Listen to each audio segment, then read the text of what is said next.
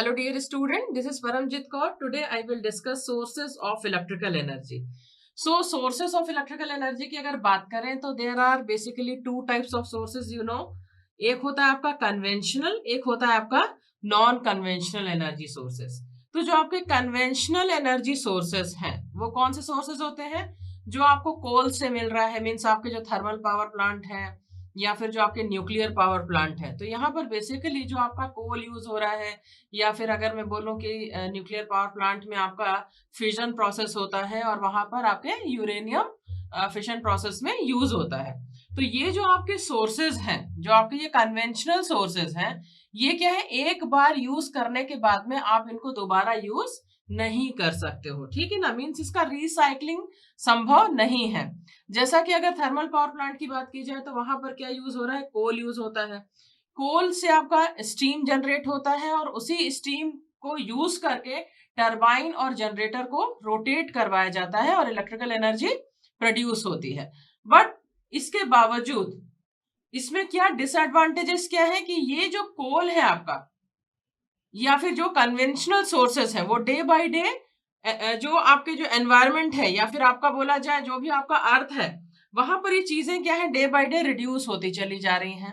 खत्म होता चला जा रहा है। इनके सोर्सेस क्या है, डे बाय डे खत्म होते चले जा रहे हैं, ठीक है। तो ये इजिली अवेलेबल अब नहीं है। दूसरा क्या इसका डिसएडवांटेज है कि ये पॉल्यूशन बहुत ज्यादा क्रिएट करते हैं, ठीक है, जिसकी वजह से एनवायरमेंट में जो कार्बन डाइऑक्साइड है या कार्बन मोनोऑक्साइड है ये काफी ज्यादा मात्रा में हो चुके हैं। ओजोन लेयर आपकी बहुत ज्यादा डिप्लीट होना शुरू हो गई है। ग्लोबल वार्मिंग की प्रॉब्लम शुरू हो चुकी है। एनवायरमेंट जितना ज्यादा पॉल्यूट होगा ड्यू टू एनी रीजन, ये ऐसा जरूरी नहीं है कि ये जितने भी मैंने चीजें गिनाई हैं ये सिर्फ थर्मल पावर प्लांट की वजह से है, but thermal power plant the one parameter जिसके कारण ये चीजें क्रिएट होती हैं, ठीक है। बट इसकी जो एफिशिएंसी है, अगर मैं थर्मल पावर प्लांट की बात करूं तो जिसकी efficiency that is also very low, क्योंकि जो जनरेशन है कंज्यूमर एंड से कहीं कहीं ज्यादा दूरी पर होता है। जो जनरेटिंग स्टेशंस बनाए जाते हैं वो रेसिडेंशियल एरियाज के पास में नहीं बनाए जा सकते हैं, क्योंकि बहुत ज्यादा धुआं निकल रहा है। इसकी वजह से क्या होगा, जितने भी लिविंग ऑर्गेनिज्म है उसमें प्रॉब्लम क्रिएट हो सकता है। ह्यूमन बींग्स को प्रॉब्लम हो सकती है, बहुत सारे जानवरों को प्रॉब्लम हो सकती है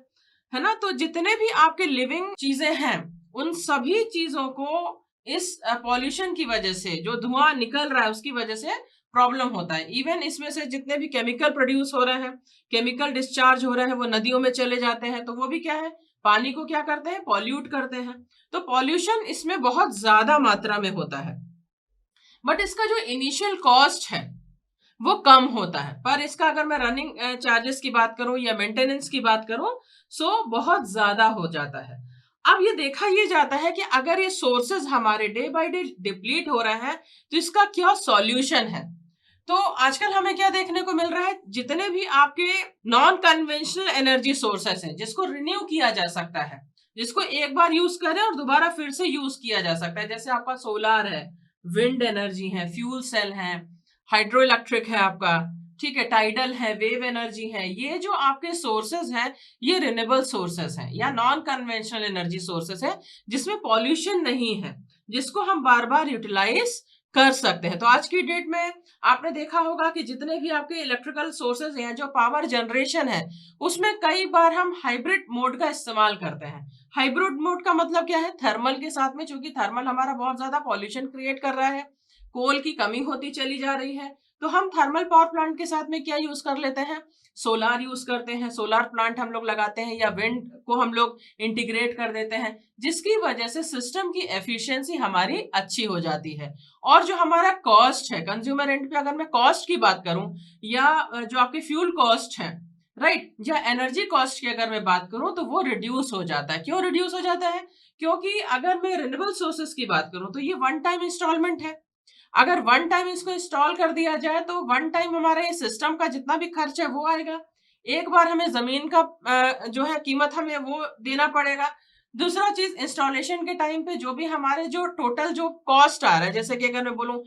लोन लिया है अगर हमने कहीं से बैंक से, तो उसका जो इंटरेस्ट पे करना है या फिर जो हमारे जो जो इस तरीके की चीजें हैं वो इसमें इंक्लूड हो जाता है। बट अगर मैं फ्यूल की बात करूं तो यहाँ पे फ्यूल कॉस्ट क्या हो जा रहा है, जीरो हो जा रहा है। तो इसकी वजह से अगर मैं थर्मल के साथ में अगर हम लोग इसको सोलर को विंड को इस तरह के एनर्जी सोर्सेज अगर हम यूज करें तो जो टोटल कॉस्ट है आपका वो हम रिड्यूस कर सकते हैं and also we can reduce the environmental pollutions जो आपके जो कार्बन डाइऑक्साइड है कार्बन मोनोऑक्साइड से इन सभी चीजों में बहुत ज्यादा डिक्रीमेंट आने लगता है तो ये बहुत ज्यादा एनवायरमेंटल फ्रेंडली है तो आज की डेट में जितने भी रिन्यूएबल सोर्सेज हैं उसको हम पावर जनरेशन के तौर पे हम लोग इस्तेमाल करते हैं इवन इसका एक और अच्छा एडवांटेज ये है कि इसको हम डिस्ट्रीब्यूटेड एनर्जी रिसोर्सेज के फॉर्म में भी यूज कर सकते हैं ठीक है ना डिस्ट्रीब्यूटेड एनर्जी रिसोर्सेज का क्या मतलब है कि सपोज अगर हम लोग जिस एरिया में रह रहे हैं उस एरिया के नियर अराउंड ही हमने एक अपना एक प्लांट डेवलप कर लिया है उस प्लांट पे हमारे कुछ डीजल इंजन हो सकते हैं राइट जो हमारे जो प्लांट है वो डीजल ऑपरेटेड है कुछ हमारे सोलार है कुछ हमारे विंड है कुछ हमने गैस टरबाइंस लगा लिए हैं तो इस तरीके का हम एक स्ट्रक्चर बना सकते हैं उस स्ट्रक्चर से फायदा क्या है हमारा कॉस्ट रिड्यूस हो जाता है कॉस्ट कैसे रिड्यूस होगा क्योंकि हमारा जो डिस्टेंस है जनरेशन का और कंज्यूमर एंड का वो क्या हो गया रिड्यूस हो गया कन्वेंशनल के केस में क्या था जो पावर प्लांट है कंज्यूमर एंड से काफी ज्यादा डिस्टेंस पे बनाए जाते हैं जिसकी वजह से जो आपके ट्रांसमिशन के खर्चे हैं या लेबर कॉस्ट है या कंडक्टर के चार्ज जैसे ये सारे के सारे खर्चे कंज्यूमर के ऊपर अप्लाई हो जाते हैं पर यही अगर प्लांट को कंज्यूमर एंड के आसपास बना लिया जाए तो हमारा जो ओवरऑल कॉस्ट है जो हमारी इकोनॉमी है वो काफी ज्यादा बेहतर हो सकती है राइट सो आज की डेट में जितने भी रिन्यूएबल सोर्सेस है वो बहुत अच्छा एक अपॉर्चुनिटी है बहुत अच्छा एक ऑल्टरनेटिव है over the conventional energy sources right